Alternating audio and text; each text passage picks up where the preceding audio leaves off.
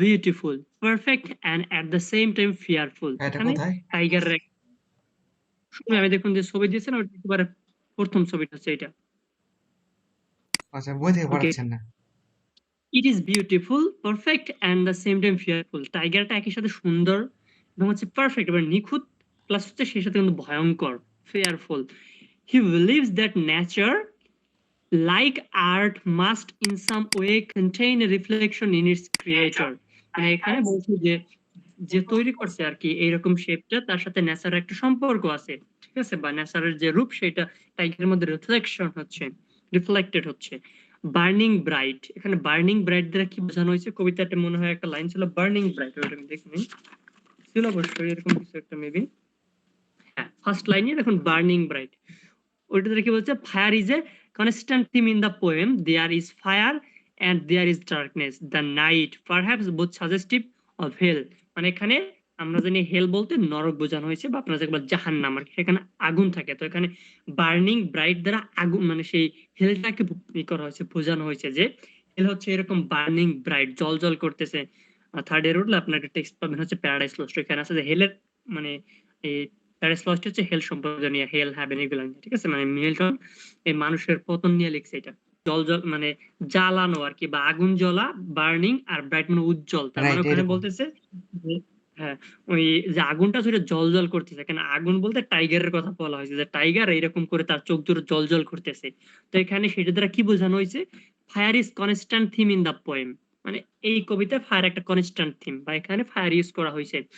There of there is fire and there is darkness, এখানে ফায়ারের কথা বলা হয়েছে, ডার্কনেস এর কথা বলা হয়েছে। ডার্কনেস বলতে হেলের, হেলের যে আগুন আছে বা নরকে বা জাহান্নামে যে আগুন আছে, এটা কিন্তু অন্ধকারাচ্ছন্ন। মানে এখানে আলো আছে বাট আলো, সরি, এখানে আগুন আছে বাট আগুনের কোনো আলো নাই, এটা হচ্ছে অন্ধকারাচ্ছন্ন, ধোঁয়াটা একটা আগুন। দা নাইট, এখানে সেই টাইগারের যে ইটা দ্বারা চোখ দুগুলো বা ওইরকম যে চোখ আছে, ওই চোখ দ্বারা এইটা ইন্ডিকেট করেছে, হেলটাকে ইন্ডিকেট করা হয়েছে, ঠিক আছে। উম, যেহেতু আমরা দেখছি যে এই দ্যাট আমরা যখন ল্যাম্প পড়ছি ওখানে সবচেয়ে পজিটিভ ওয়ার্ড, ঠিক আছে, বাট এখানে সবচেয়ে নেগেটিভ ওয়ার্ড ইউজ করা হবে। তো বলছে পারহ্যাপস বোথ সাজেস্টিভ হেল, এখানে এগুলো দ্বারা হেল বোঝাচ্ছে আর নরক বা জাহান্নামকে বোঝাচ্ছে। He can not believe that someone could have created a creature at once beautiful, terrible and frightening. মানে এই যে এখানে যে স্পিকার আছে সে আসলে বিশ্বাস করতে পারতেছে না যে যে গড এই ইসের মতো ল্যাম্বের মতো একটা নম্র বা একটা কোমল একটা পশু তৈরি করছে, সরি একটা মানে এখানে পশু বলা যায় না, যে একটা প্রাণী তৈরি করছে আর কি, পশু একটা নেগেটিভ ওয়ার্ড হয়ে যায়। তো একটা প্রাণী তৈরি করছে, সে কিভাবে এরকম একটা বাঘ তৈরি করছে যেখানে দেখতে সুন্দর কিন্তু প্রচন্ড ভয়ঙ্কর, মানে এরকম একটা শেপ তার, সে কিভাবে এরকম তৈরি করছে। ওকে, এরপরে বলছে লাইন ওয়ানে কি বলছে? The tiger immense power and strength, মানে এখানে প্রথম লাইনটাতে বলা হয়েছে টাইগারের যে তীব্র ক্ষমতা বা শক্তিমত্তা, সেইটা যে টাইগার টাইগার বার্নিং ব্রাইট, এখানে দেখুন টাইগার পরে একটা হচ্ছে এক্সক্লামেটরি সেন্স আছে, মানে টাইগারকে এই কবি টাইগারের কথা, টাইগারের নামটা উচ্চারণ করে সে বিস্মিত হয়েছে, এটা দ্বারা বোঝাচ্ছে যে টাইগার অনেক পাওয়ারফুল, বার্নিং ব্রাইট, সে জল জল করে জ্বলতেছে। এরপর বলছে সেকেন্ড লাইনে কি বলা হয়েছে? In the forest of the night creating a sense of fear and mystery. মানে এখানে নাইট তো আমরা মানে একটা মিস্ট্রি বা রহস্যময়, বা এই যে যে জঙ্গলের মধ্যে একটা রাত, এটা মানে এই কথাটা বললে আমাদের মনে একটা রহস্যের মধ্যে চলে আসে, ঠিক আছে। তো এই লাইনটা দ্বারা সেরকম একটা রহস্য বা ভয়ঙ্কর কোনো কিছু মানে ইন্ডিকেট করা হচ্ছে, বোঝানো হচ্ছে। থার্ড লাইনে কি বলছে? What immortal hand or I, মানে কোন সে হাত বা কোন চোখ, the hand or eyes belong to god, এখানে সেই গডের হাতের কথা বলা হয়েছে বা গডের চোখের কথা বলা হয়েছে। Two god since he is the only thing that is a immortal, কারণ সেই হচ্ছে একমাত্র মানে অমর একজন লোক, বা আমরা যাই বলি না, সে হচ্ছে অমর, ঠিক আছে, বাকি সব হচ্ছে পেরিশাবল। এরপরে বলছে কুড ফ্রেম দাই ফিয়ারফুল সিমেট্রি, মানে এখানে তোমার গঠনটা কে তৈরি করছে, বা তোমার যে শারীরিক শেপ এটা কে তৈরি করছে আর কি। তো এখানে আমরা এটা দ্বারা শেপ বুঝতে মানে বুঝতে পারছি, এটা হচ্ছে বাঘের শেপটা বোঝানো হয়েছে। আপনারা কি এইটুকু সম্পূর্ণ বুঝতে পারছেন যে প্রথম স্ট্যান্ডার প্রত্যেকটা লাইনে কোন জায়গায় কি বলা হয়েছে? বাংলার একটা সামারি বলেন। আচ্ছা, তো ফার্স্টের লাইনটা যদি আমরা দেখি, ফার্স্টের লাইনে টাইগার হচ্ছে শক্তিমান বা একটা মানে ভয়ঙ্কর প্রাণী, আমরা সেটা বুঝতে পারতেছি বার্নিং লাইট আর টাইগারের পর এক্সক্লামেশন চিহ্ন দ্বারা। সেকেন্ড লাইনে বলা হচ্ছে মানে এই যে যে টাইগার সে থাকে কোথায়? সে থাকে জঙ্গলে। আর আর এখানে রাতের একটা সিনারি, রাত বলতে অন্ধকারাচ্ছন্ন। ঠিক আছে? তো এইটা দ্বারা একটা মিস্টারি বা একটা রহস্য কোনো কিছু তৈরি করা হচ্ছে, রহস্য এবং সেই সাথে ভয়ঙ্কর কোনো কিছু তৈরি করা হচ্ছে, একটা সেটিং নেওয়া হয়েছে। এরপরে বলছে যে গডের কথা, যে এমন কে আছে যে কিনা মানে এমন কার হাত আছে বা এমন কার চোখ আছে যে কিনা তোমাকে তৈরি করছে। তো এখন অবশ্যই গডের কথাই বলা হয়েছে, কারণ সেই হচ্ছে একমাত্র ক্রিয়েটর। এরপরে বলা হয়েছে হুড কুড ফ্রেম দাই ফিয়ারফুল সিমেট্রি, তোমার শেপটা বা তোমার যে গঠন, শারীরিক যে গঠন বা অঙ্গ প্রত্যঙ্গ কে তৈরি করছে, তো এটা দ্বারা বুঝতে পারি যে টাইগারের শেপটা। এই চার লাইনে এইগুলাই বলা হয়। তার মানে এখানে হচ্ছে টাইগারের শেপের কথা বা তাকে কে তৈরি করছে এইগুলা বলে একটা মিস্ট্রি বা একটা রহস্য, সেই সাথে ভয়ঙ্কর একটা সিনারি বা ভয়ঙ্কর মনে করুন একটা সেটিং তৈরি করা হচ্ছে প্রথম স্টানজাতে। ফাতিমা তো জোহরা, বুঝতে পারছেন? জি। ওকে, এরপরে দেখুন নেক্সট ছবিটাতে আছে stanza two first two lines. প্রথম দুই লাইনে কি আছে? In what distance deeps or skies burn the fire of thine eyes, মানে হচ্ছে তোমার চোখের যে বা তোমার চোখের যে আগুন, এখানে আগুন বলতে চোখের যে দুত্তি আর কি, আমরা যাকে বলি দুত্তি, সেই দুত্তিটা একেবারে গভীর পর্যন্ত দেখতে পারে, মানে নিচ থেকে একেবারে গভীর পর্যন্ত দেখতে পারে, আর উপর থেকে একেবারে আকাশ পর্যন্ত দেখতে পারে। এখানে মানে টাইগারের ক্ষমতা বোঝানো হয়েছে, ঠিক আছে? এখানে কি বলছে? From what part of the universe could the tiger's fiery eyes have come, মানে এখানে বলা হয়েছে, কোয়েশ্চেন করছে যে তোমার যে চোখগুলো এগুলো কোথা থেকে আনা হয়েছে। সেকেন্ড টু লাইনে বলছে the poem address to moral question of who could make such a creature, মানে এখানে বলা হচ্ছে কে এইরকম একটা ভয়ঙ্কর পশু তৈরি করছে বা জীব তৈরি করছে। God is courageous for having created the tiger, he মানে যেহেতু গড এইরকম একটা জিনিস তৈরি করছে, তাহলে অবশ্যই সে আছে সাহসী বা সে সর্বশক্তিমান, না হলে এরকম একটা ভয়ঙ্কর জীব তো কার পক্ষে তৈরি করা সম্ভব হতো না। He is not such a capable creator but also a brave one, মানে সে শুধু সক্ষম এইটা না, বরঞ্চ সে সাথে সে সাহসীও। মানে এখানে গডের শক্তিমত্তা বলা হয়েছে সেকেন্ড, যে মানে সেকেন্ড স্ট্যান্ডার প্রথম দুইটা লাইনে, যে কে তোমার হচ্ছে এই জল জল করা চোখ দিয়েছে এবং যেটা কিনা একবার গভীর থেকে উপর পর্যন্ত সব জায়গায় দেখতে পারে।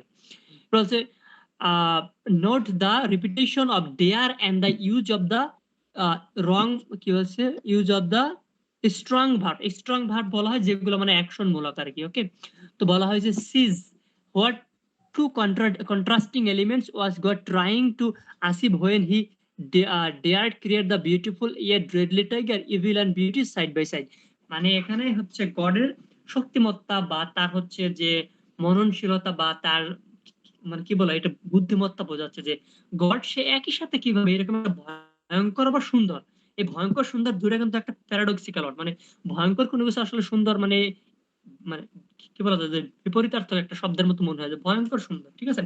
তো এরকম এই লাইনে সেটা বলা যায় যে এরকম ভয়ঙ্কর কোনো কিছু খুব সুন্দরভাবে তৈরি করছে, তাহলে সে অবশ্যই মানে প্রচুর বুদ্ধিমত্তার অধিকারী।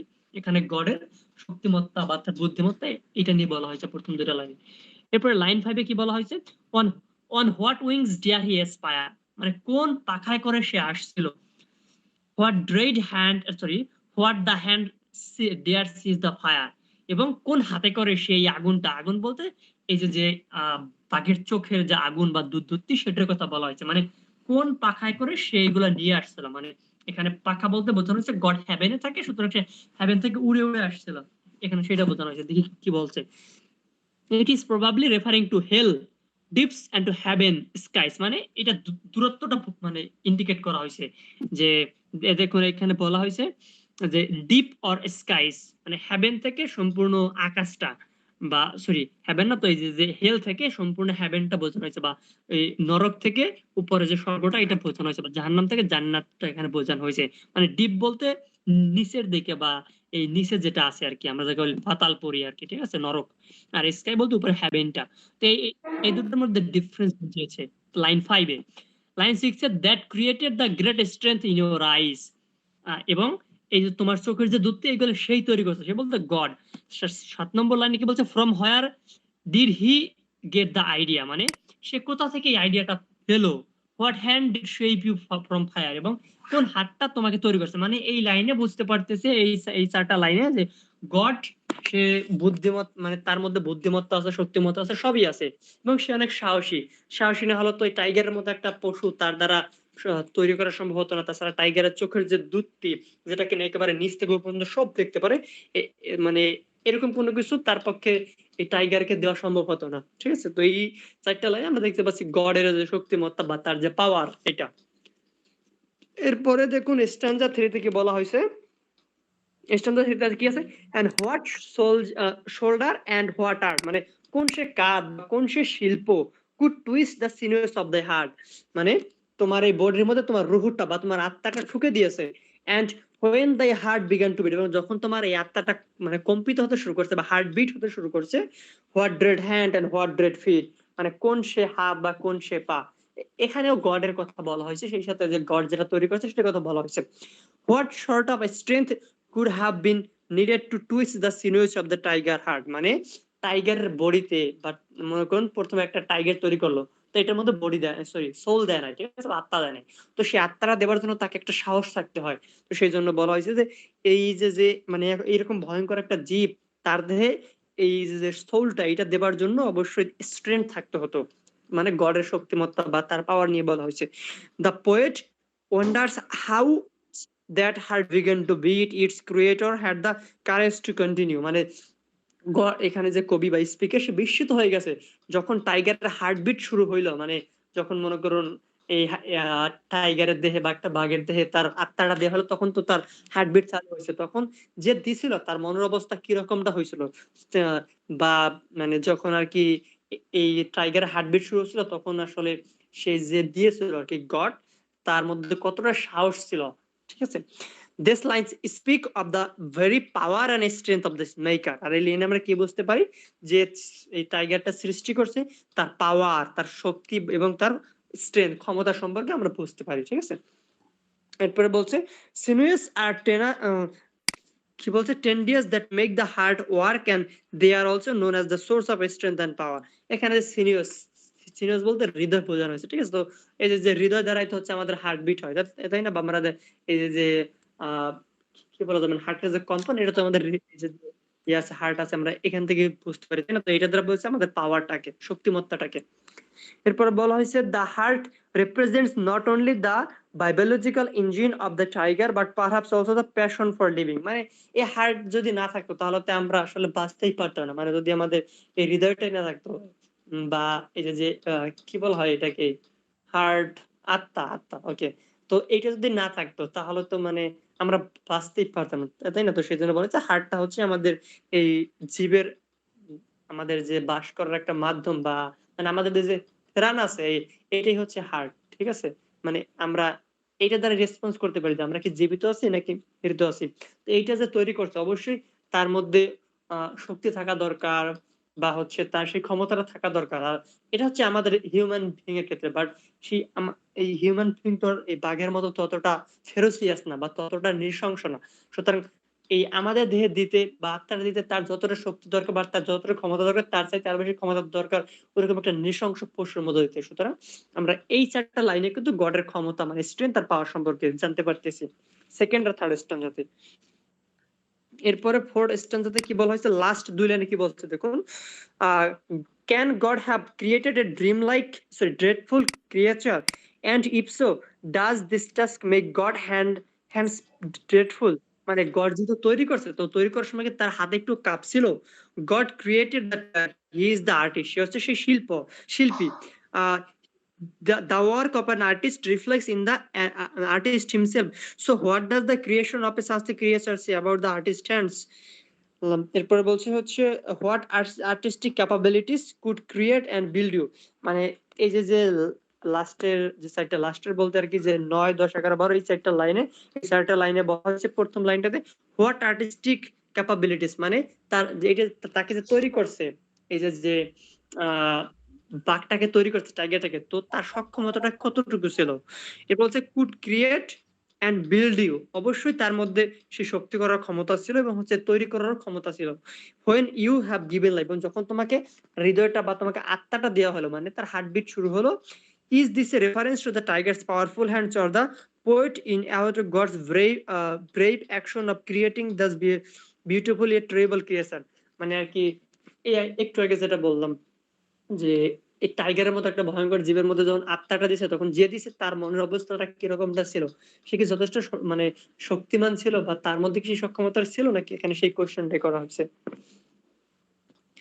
এরপরের স্ট্যান্সা পরে বলা হয়েছে হোয়াট দ্য হ্যামার, কোন সে হাতুড়ি, হোয়াট দ্য সেইন, কোন সে শেকল, in what furnace was the brain, অথবা কোন সে চুল্লে, ফার্নেস বলতে চুল্লে বোঝায়, বা আগুনের যে ছোট ফায়ার প্লেস থাকে না, ওটাকে বলা হয় ফার্নেস, ঠিক আছে? তো সে কোন ফার্নেসে তোমার ব্রেইনটা তৈরি করা হয়েছিল, হোয়াট দ্য এনভিল, এবং কোন সে সেই এনভিলটা, বা মানে কি বলা হয় নেহাই, ওটাকে বলা হয় নেহাই। যে কামারের দোকানে দেখবেন যখন কামার কোনো কিছু তৈরি করে টান দিলে একটা কি বলা হয়, মানে দেখবেন একটা যন্ত্র থাকে, ওইখান থেকে হচ্ছে বাতাসের মধ্যে বের হয়, ঠিক আছে? ওটাকে বলা হয় নেহাই, কালো নেহার কালারের। অবশ্যই, ঠিক আছে? হ্যাঁ হ্যাঁ হ্যাঁ। মানে একটা ছাতার মতো আর কি, হ্যাঁ হ্যাঁ কেমন হ্যাঁ, যেন একটা, ওকে। ফুসফুস। তো বলছে যে কোন সে নেহাইতে, এবং হচ্ছে কোন হাতুড়ি দিয়ে, কোন শেকল দিয়ে তোমার এই যে শেপ এটা তৈরি করা হয়েছে, মানে তোমার মাথাটা, তোমার মস্তিষ্ক এটা তৈরি করা হয়েছে কোন সে চুল্লিতে পুড়িয়ে, what dread grasp dare its deadly terrors clasp, এবং তোমার যে এই থাবা টাইপ, যে ভয়ঙ্কর থাবা, এইগুলা কোথায় তৈরি করা হয়েছে? আচ্ছা দেখি এবার স্ট্যান্সা পরে কি বলছে। Here the metaphor of creation, the creation of the tiger represents the creation of all this beautiful and fearful and perhaps evil। মতো এখানে টাইগার দ্বারা যত ভয়ঙ্কর জীব আছে সবকিছুকে ইন্ডিকেট করা হয়েছে। Continuous with the image of the black Smith, এখানে গডকে মানে ব্ল্যাক স্মিথ বলা হয়েছে, ঠিক আছে? ব্ল্যাক স্মিথ আছে কামার, তো যেহেতু গডই তৈরি করেছে সুতরাং তাকে কামার সাথে তুলনা করা হয়েছে। ওকে, কোথায় গেল? কি পয়েন্ট? হচ্ছে আচ্ছা, wait. আচ্ছা, okay. The poet thinks of the anvil and the furnace that creation would have needed। মানে এখানে বলছে যে তৈরি করার জন্য কি কি লাগে, ও সেটা এনভিল লাগে, বা সেই নেহাই লাগে, তারপরে ফার্নেস লাগে, চুল্লি লাগে। মানে দেখবেন একটা যদি যে কুমার আসলে কামার আছে, সে কাজ করার জন্য অবশ্যই সে একটা চুল্লি লাগবে, এবং চুল্লিতে হাওয়া দেবার জন্য একটা এনভিল লাগবে, ঠিক আছে? তো গডের ওইরকম কিছু দরকার হয়েছিল। Here in this stanza, the imagery is more infernal than heavenly hammers, saints, and furnace. The very thinking of the fiery tiger began in a furnace. The creation metaphor reflects the physical strength and courage of the blacksmith। মানে এখানে বলছে যে এই যে টাইগারটা তৈরি করছে, বা এই যে বাঘটার শেপ তৈরি করছে, তো এখানে হচ্ছে এই যে তৈরি করছে তার আমরা কারেজ বা তার সাহসটা আমরা দেখতে পাচ্ছি। যেহেতু সে এইরকম একটা ভয়ঙ্কর জীব তৈরি করছে, সুতরাং তার তো অবশ্যই সাহস থাকতে হয়েছে, প্লাস এরকম একটা নিখুঁত জীব তৈরি করেছে, সুতরাং তার মধ্যে কিন্তু এরকম শিল্পগুণও থাকতে হয়েছে। এরপরের স্ট্যান্সা, আচ্ছা এখানে আরেকটু আছে, again the word dare reappears, God must be not only capable but also courageous to have created the tiger, did he এবার বলছে tiger, how did he manage to control it as he created it? Note that Blake never suggests that the tiger should never have been created। তো line 13 এ কি বলা হয়েছে, it seems that the creator is being compared to a blacksmith, hammer or chain। Line 13 কত নম্বর আছে? What the hammer, what the chain, what the furnace আছে।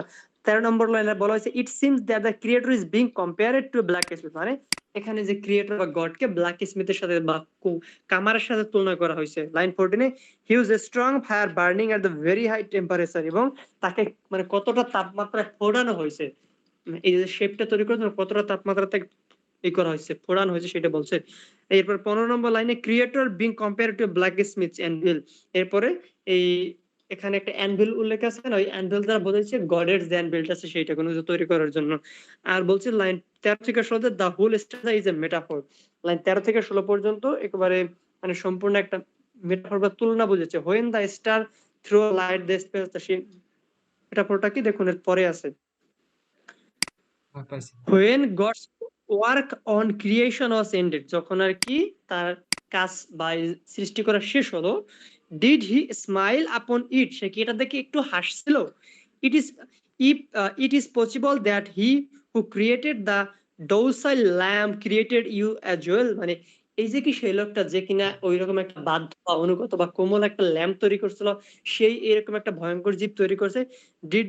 Did the same God who made the lamp also make the tiger? মানে কি সে একই ব্যক্তি, একই God? If it is true, যদি এটা সত্যি হয়, it suggests that God knows something that we human being do not know। তার মানে এটা বোঝানো হয়েছে যে গড সেটা জানে যেটা আমরা জানি না আসলে, মানে সে তো সর্বশক্তিমান। তো এই মানে আমরা তো এটা জানি না যে সে কি তৈরি করছে কিনা। এমনিতে মানে যদি অ্যাপারেন্টলি যে সে এরকম একটা ভালো জিনিস তৈরি করেছে সে আবার কিরকম ভাবে এরকম একটা খারাপ জিনিস বা এরকম একটা ভয়ঙ্কর, এখানে খারাপ বলতে নেগেটিভ ভাবে নেওয়া যাবে না, এরকম একটা ভয়ঙ্কর জীব। সে ওইরকম একটা আহ কোমল বা নম্র একটা জীব তৈরি করছে, সে আবার কিরকম এরকম একটা ভয়ঙ্কর জীব তৈরি করছে। আসলে আমরা জানি না সে আসলে কেমন, ঠিক আছে, বা তার শক্তিমত্তাটা মানে সেটা কতটুকু হতে পারে বা সেটা লিমিটেশন আছে নাকি, এগুলো আমরা কিছু মানে জানি না। It suggest that God has the capacity for tenderness and dread, মানে এখান থেকে বুঝতে পারি যে গডের ভালো খারাপ এখানে তার বৈশিষ্ট্য না, কিন্তু মানে এখানে তার ভালো কিছু তৈরি করারও যেমন সক্ষমতা আছে, আবার ভয়ঙ্কর কিছু তৈরি করার সক্ষমতা আছে। এন্ড দ্যাট উই ক্যান টেন্ডার মারটা কষি নেভার, না? শুনবে বুঝতে পারিনি। টেন্ডার মানে কষি, হ্যাঁ, কোমল। কোচি বলতে আর কি, হ্যাঁ কোমল বলছে, আর কোমল বা নম্র এরকম কিছু। ঠিক আছে। আর ডেড বলতে ভয়ঙ্কর। Okay, and that we can never understand why it is necessary for him to create both good and evil, এবং আমরা কিন্তু এটাও জানি না যে সে কেন এরকম একটা ভালো প্রাণী বা একটা কোমল প্রাণী তৈরি করছে, এবং সেই সাথে মানে একই সাথে আবার এরকম একটা ভয়ঙ্কর জীব কেন সে তৈরি করছে, আমরা কিন্তু এটা জানি না। মানে এখানে হচ্ছে এইটা বোঝানো হয়েছে যে গড যেটা জানে আমরা সেটা জানি না, কারণ আমরা তো জানি না আসলে গড এরকম একটা মানে এই নম্র একটা জীব তৈরি করছে কেন, আবার সেই সাথে মানে একই সাথে আবার এরকম একটা ভয়ঙ্কর জীব কেন তৈরি করছে, মানে আমরা তো জানি না। তাই এটা দ্বারা বোঝায় যে আমরা তার সাথে ইনফেরিয়র, মানে আমরা ক্ষমতায় বা মানে পাওয়ার শক্তিতে সব দিক থেকে তার চাইতে ছোট। এই স্ট্যান্ডার্ডে সেটুকু বোঝানো হয়েছে এই স্ট্যান্ডার 5 এ কিন্তু। ওকে, ওকে। এরপরে লাইন 19 বলা হয়েছে ওয়াজ হি প্লিজড উইথ ইউ, মানে সে কি তোমাকে যখন সে তৈরি করছে তখন কি সে তোমাকে দেখে একটু হাসছিল। আর লাইন 20 বলা হচ্ছে if it is possible that who created the lamp created you well, এবং এটাই কি মানে এটাও কি সম্ভব যে যে কিনা ল্যাম্প তৈরি করছে সেই আবার এরকম একটা টাইগার তৈরি করছে।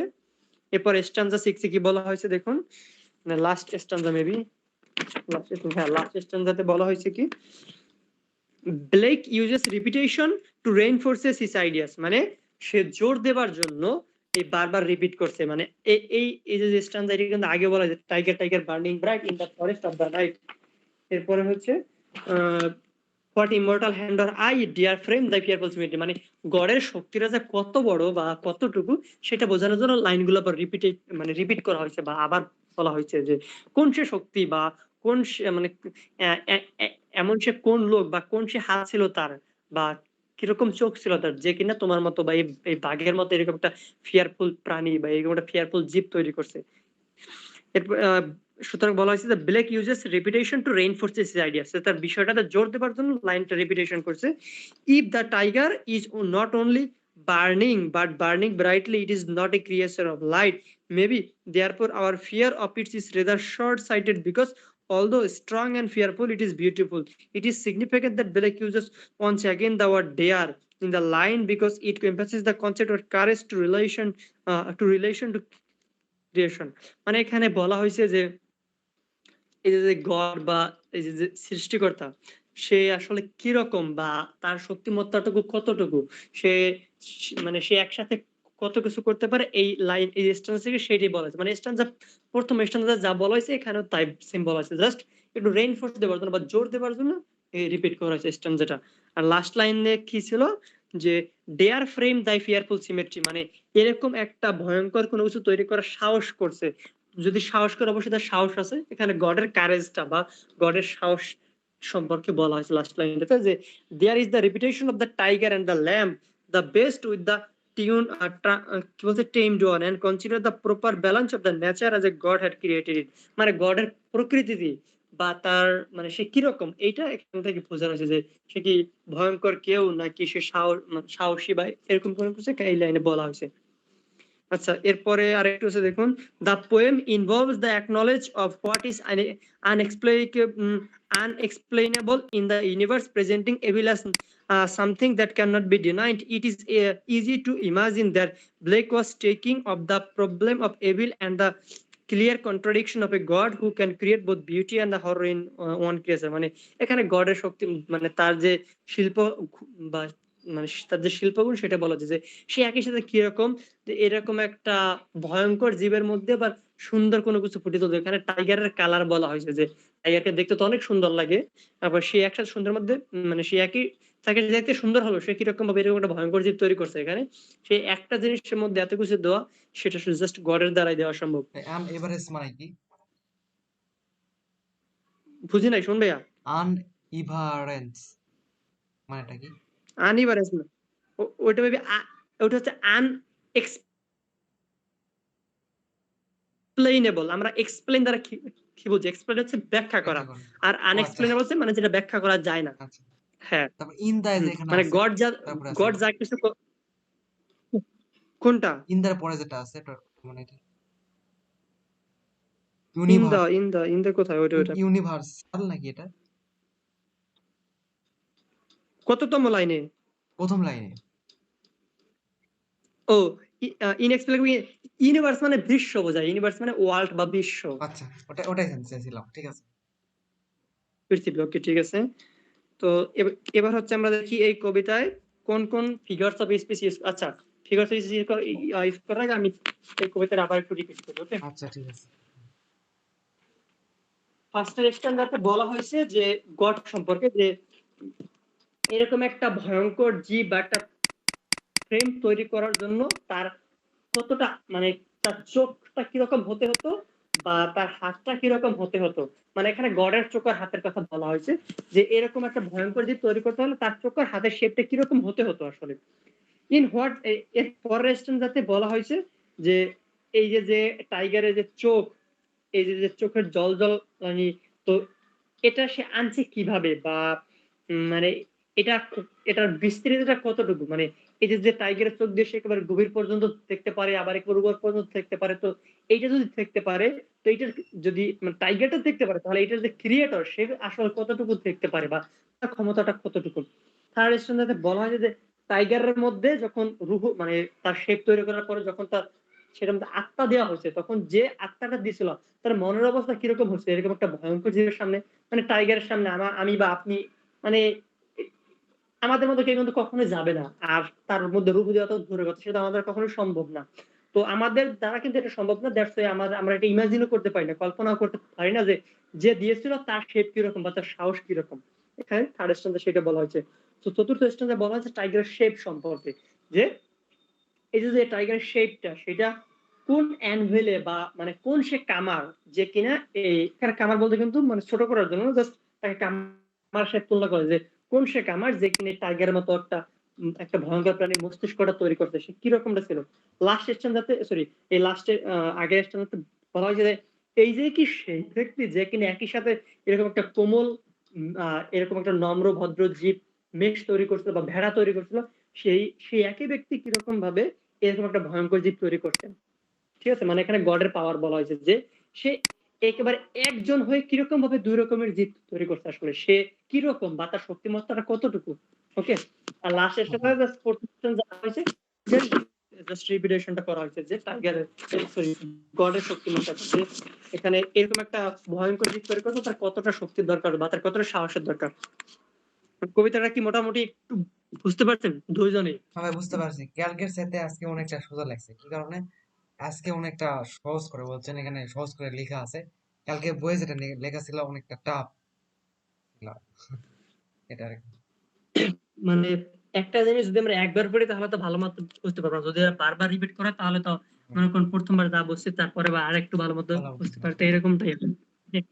আর এই আমরা যখন ইনোসেন্সের কবিতাগুলি পড়ছি ওগুলো কিন্তু এতটা কঠিন না, মানে ওইখানে কিন্তু এমন কঠিন কোনো ওয়ার্ড ইউজ করা নাই, বা এমন কোনো কঠিন না, ইমেজারি বা এমন কোনো কঠিন নাই। মানে মিনিংও নাই, ওখানে যা বলা আছে অ্যাপারেন্টলি বলা আছে, এই জন্য ওগুলো ইজি মনে হয়, বাট যখন আমরা এক্সপেরিয়েন্সটা করতে মানে পড়তে আসি তখন হচ্ছে এগুলো কঠিন মনে হয়। আর ফাতেমা ধরো আপনি মনে হয় একটা কোশ্চেন করেছিলেন যে আমার কাছে মনে হয় ইন্ট্রোডাকশন তো দুইটাই সেম, আসলে ওর কাছে সূচনা ছিল, দুইটারই সূচনা, তো সূচনাতে এতটা ব্রডলি ডিসকাস করা হয় না। আমরা এখানে যেমন পাচ্ছি ল্যাম্প হচ্ছে একটা নম্র ভদ্র প্রাণী, এবং ওখানে কিন্তু বাচ্চাদের কথা, জিসাস খ্রাইস্টের কথা বলা হয়েছিল, বাট এখানে কিন্তু একবার ওই জিসাস খ্রাইস্ট বা তাদের কথা মানে আসেই নাই। ঠিক আছে, এখানে ভয়ঙ্কর একটা কোনো কিছু বা আসলে গডের মানে ক্রিয়েশনটা নিয়ে বা তার শক্তিমত্তা নিয়ে ইন্ডিকেট করেছে, যে সে কিরকম ভাবে এরকম একটা ল্যাম্প তৈরি করছে, আবার কিরকম ভাবে এরকম একটা টাইগার তৈরি করছে, তার শক্তিমত্তা, তার গুণাগুণ, তার বৈশিষ্ট্যটা কিরকম, সে কিরকম ছিল, কতটা সাহস তার মধ্যে আছে, কতটা পাওয়ার আছে, কতটা সক্ষমতা আছে, এগুলো বুঝতে পারছেন? ফাতিমা দুধরা কি আছে? না ভাই, উনি নেই। আচ্ছা, ওকে। এরপর আমরা দেখি ফিগারস অফ স্পিচ। দেখুন এখানে কোন কোন ফিগারস অফ স্পিচ ইউজ করা হয়েছে। প্রথম বলছে এলিটারেশন। এলিটারেশন আমরা তারা কি মানে কি বুঝি? কোন কনসোনেন্ট সাউন্ডের রিপিটেশন। তো দেখুন এখানে টাইগার টাইগার, এখানে বারবার আর আছে, দেখুন লাস্টে কিন্তু আর তারপর টিআই টিআই জিআর জিআর এগুলো মানে একই ধরনের ওয়ার্ড একই ধরনের কনসোনেন্ট বারবার রিপিট হচ্ছে, এটাকে বলা হয় এলিটারেশন। ওকে, এরপর মেটাফর মানে মেটাফর মানে হচ্ছে কম্পারিজন। তো এখানে বলছে comparison of the tiger's eyes to fire, টাইগারের আইসকে বা চোখকে আগুনের সাথে তুলনা করা হয়েছে। এরপরে বলছে অ্যানাফোরা, অ্যানাফোরা কি? Repetition of what of the word what at the beginning of the sentence, example what, মানে এই অ্যানাফোরা হচ্ছে যে বারবার একই শব্দের রিপিটেশন। দেখুন ওখানে বলা ছিল what dread hand and what dread feet, or what the hammer what the chain. দেখুন এখানে বারবার হোয়াট হোয়াট রিপিটেশন হচ্ছে, মানে এখানে কিন্তু সেন্টেন্স রিপিটেশন হচ্ছে, সেন্টেন্স বলতে কোনো একটা ওয়ার্ড রিপিটেশন হচ্ছে। বাট যখন আমরা ইলিটারেশন পড়ছি ওখানে কিন্তু ওয়ার্ড না, ওখানে লেটার রিপিটেশন হচ্ছিল, মানে এই শব্দের যে লেটার গুলো আছে না, ওই লেটার রিপিটেশন হচ্ছিল, আর অ্যানাফোরা হচ্ছে শব্দগুলো রিপিটেশন হবে।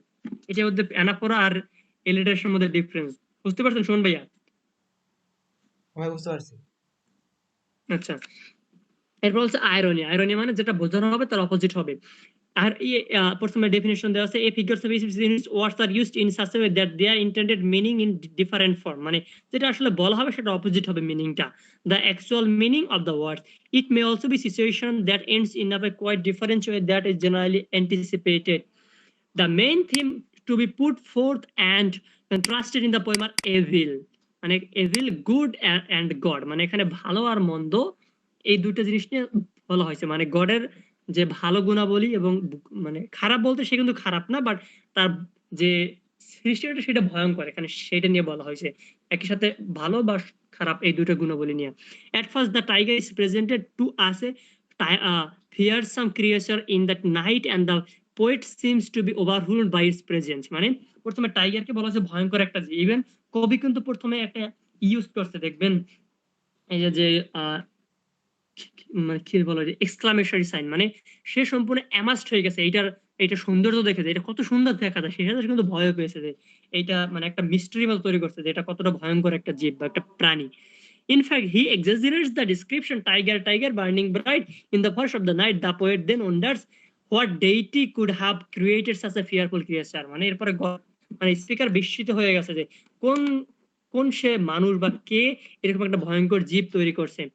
The poet then wonders, the what immortal someone who does not die gives the reader to a clue that the poet is referring to God. আর এখানে ইমমর্টাল দ্বারা বুঝিয়ে দেখুন থার্ড লাইনে কিন্তু আছে what immortal hand or I, মানে এখানে immortal hand বলতে গডই তো হচ্ছে ইমমর্টাল, বাকি সবাই হচ্ছে মর্টাল, তার কথাই উল্লেখ করা হয়েছে, আমরা সেটা বুঝতে পারছি গডই তৈরি করছে। তো এইগুলো হচ্ছে মূলত এই কবিতার সম্পর্কে শুনবে, এটা কি আপনি ভালো মতো বুঝতে পারছেন? এটার বাংলাটা একটু বলবেন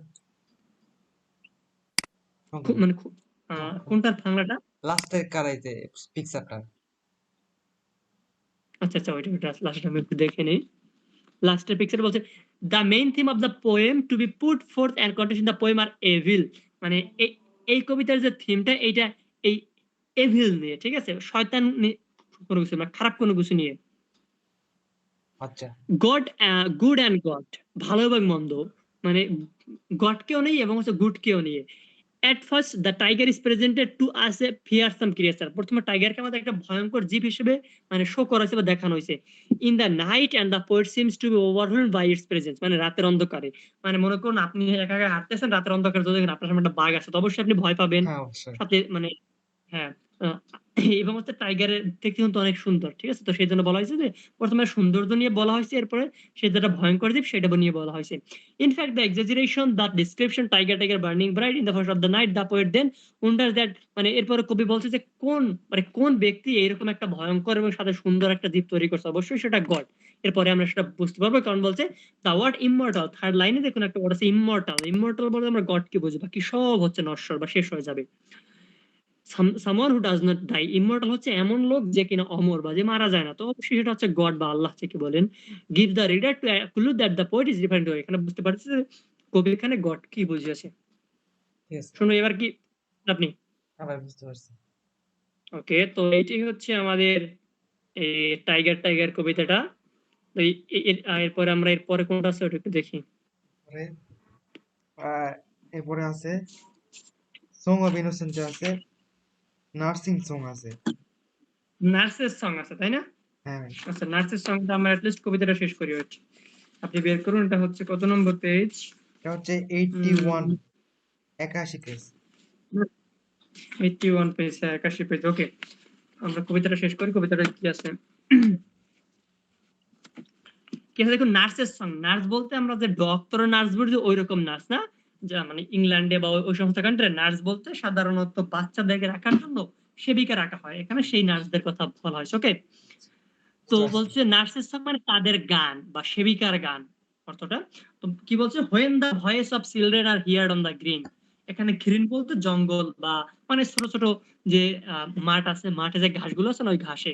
তার মানে এখানে বলছে when the voice of the children, যখন এই বাচ্চাদের ভয়েস বা সুর আর হিয়ার্ড শোনা যায় অন দা গ্রিন মাঠে, এন্ড লাফিং is heard on the hill, এবং তাদের হাসির শব্দ শোনা যাচ্ছে পর্বতের উপরে। মানে এখানে এমন কিছু বলা হয়েছে যে বাচ্চারা পর্বতের ওখানে বা মানে পাহাড়ের কাছে যে ঘাস আছে, ছোট ছোট জায়গা আছে, ওখানে বসে খেলা করতেছে, ঠিক আছে? তো তাদের ভয়েস গুলো শোনা যাচ্ছে, তারা হাসতেছে এরকম। My heart is at rest within my breast and everything else is still. এখানে মাই বলতে এই নার্সের কথা বলেছে, যে নার্স বলতেছে যে আমার হার্টটা যেন মানে পরমানন্দে ভরে গেছে, বা আমার হৃদয়টা পরমানন্দে ভরে গেছে, এবং সমস্ত কিছু মানে বাচ্চারা খেলা করতেছে, এদের খেলা করার আনন্দে এই নার্স এবং বাকি আশেপাশে যা আছে সমস্ত কিছু মানে সম্পূর্ণ আনন্দিত আর কি। এই স্ট্যান্সে সেটা বলা হয়েছে। Then come home my children, the sun is gone down and the dews is of night arise. এরপরে সেই নার্স এই যে বাচ্চাগুলো আছে তাদেরকে বলতেছে দেন কাম হোম, এরপরে তোমরা বাসায় চলে আসো। মাই চিলড্রেন, বাচ্চারা, the sun is gone down, সূর্য অস্তমিত হতে যাচ্ছে। এখানে তো যায় মানে গেছে এটা বলা হয় না, যাচ্ছে, ঠিক আছে? ইজ গন ডাউন, যাচ্ছে। And the dews is night arise, এবং রাতের যে এই বরফ বা মানে তুষার সেটা আসতেছে, মানে ওখানে সম্ভবত শীত প্রধান দেশ, দ্যাটস বলা হয়েছে যে এই একটু পরে তুষার পড়া শুরু হবে বা বরফ পড়া শুরু হবে। Come come leave off play and let us, মানে চলে আসো চলে আসো, এখন খেলা বন্ধ করো, লেট আস, আমাদেরকে যেতে দাও। Till the morning appears in the skies, মানে এরপর যে চলো আমরা চলে যাই যতক্ষণ পর্যন্ত না আবার সকাল হবে। মানে এখানে একটা বিকেলের কথা বলা হয়েছে, যখন বাচ্চারা পর্বতের পাশে মাঠে খেলা করতেছিল, তারা হাসি খুশিতে মানে হাসতেছিল, খেলতেছিল, এটাতে সমস্ত কিছু আনন্দিত হয়েছিল আশেপাশে মাঠ ঘাট যা আছে। তো নার্স তখন বলছিল যে বাচ্চারা এখন তো সন্ধ্যা হয়ে আসছে, আমরা সবাই এখন বাসায় যাবো, চলো আবার আগামীকালকে যখন সূর্য উঠবে তখন আমরা চলে আসবো। No no, let us play for it is yet day. তখন বাচ্চারা কি বলছে, না না আমাদেরকে আরো কিছু সময় খেলতে দাও, এখনো তো সময় আছে বা দিন আছে এখনো, মানে এখনো তো অন্ধকারাচ্ছন্ন হয়ে যায়নি। And we can not go to sleep, এবং এবং আমরা এখন তো ঘুমাতে যাব না বা যেতে পারবো না, because in the sky the little birds fly, কারণ এখনো দেখো এই যে দূরের আকাশে পাখি উঠতেছে, and the hills are all covered with sheep, এবং এই যে যে পাহাড় আছে বা পর্বত আছে এখানে মানে মেষ আছে আর কি। সাধারণত আমরা দেখি ওই ইংল্যান্ডে বা ওই ধরনের কান্ট্রিতে বা মানে ওয়েস্টার্ন কান্ট্রিতে এই অনেকে মেষ চড়ায়, ঠিক আছে? বা এই মেষ এই করা যায় আমরা দেখতে পাই, ঠিক আছে? তো এখানে সেই বাচ্চা বলছে দেখো দেখো ওই যে তো এখনো পাহাড়ের উপরে মেষেরা ঘাস খাচ্ছে বা আকাশে উঠছে, সুতরাং আর এখনো তো অন্ধকার হয়ে যায়নি, দিন আছে, তো আমরা আর একটু খেলবো বা আমরা এখন যেতে চাচ্ছি না, আমরা তো এখনই ঘুমাবো না। Well well go and play till the lights fade away, ঠিক আছে ঠিক আছে, তোমরা মানে এই যতক্ষণ না আলো শেষ হয়ে যাচ্ছে তোমরা ততক্ষণ পর্যন্ত খেলা করো। And then go, and then আচ্ছা। গো হোম টু বেড, এরপরে তোমরা মানে এই বেডে যাবার জন্য বা ঘুমাতে যাবার জন্য বাসায় চলে যাবে।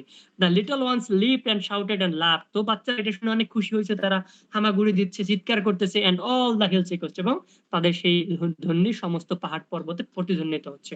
তার মানে এখান থেকে বুঝতে পারছি একজন নার্স যেখানে কয়েকজন বাচ্চাকে নিয়ে খেলতে আসছিল, তো বাচ্চারা মানে নার্স যেহেতু সন্ধ্যা হয়ে আসছিল বাচ্চাদেরকে সে বলছিল যে চলো এখন আমরা বাসা চলে যাই, কিন্তু বাচ্চারা বলছে না আমরা আমরা আরো কিছু সময় খেলতে চাই। তো তাদের সেই রিকোয়েস্ট শুনে এই নার্সটা সে আর না না করতে পারেনি, সে তাদেরকে খেলতে দিয়েছে। এই কবিতাটা শুনবে কবিতাটা কি? হ্যাঁ ভাই, অনেক সুন্দর কবিতা আমার লাগছে। এরকম আমিও খেলছি এর আগে, এরকম এরকম ভাবেই আপনি হয়তো বা খেলছেন। হ্যাঁ, যখনই বলতেন হ্যাঁ এই যে একটু দেরি করা হোক, সূর্য অস্তমিত হোক, ওইরকম আমিও করতাম এর আগে, ছোট যখন ছিলাম। হ্যাঁ, যখন ছোট ছিলাম হ্যাঁ, আমরা আমরা কিন্তু এরকম একটা পেয়েছিলাম হচ্ছে অ্যারাবিনা গেমস এট টু লাইটে, যদি হ্যাঁ, আমরা টেক্সটটা সম্পূর্ণ পড়ি, ওটাতে আছে যে এই তার মানে এই যে যে রবি রাঘু আছে, সরি রঘু রাবি আছে না, এরা অপেক্ষা করতো কখন দুপুর হবে, মানে একটু বিকেল হবে তারা খেলতে যাবে, হ্যাঁ, কিন্তু তাদের মা তাদেরকে আসতে দিত না, হুম, যে এখনো তো সময় আছে, তোমরা আরো পড়াশোনা করো এরপরে তোমরা খেলতে যাবে। মানে তারা অপেক্ষা করতো কখন একটু বিকেল হবে তারা খেতে যাবে, তো সেই রকম একটা কন্ডিশনের কথা এখানে বলা হয়েছে। সেটাই। ওকে, তো আমরা ভালো আগামীকালকে বলছো। এটা ক্রিটিক্যাল এপ্রিসিয়েশন পড়বো, আর এরপরে মানে ওই পাশেও একই কবিতা আছে নার্সের সঙ্গে, আমরা সেটা পড়বো। ওকে, ওকে ভাই, ঠিক আছে। আল্লাহ হাফেজ। ঠিক আছে।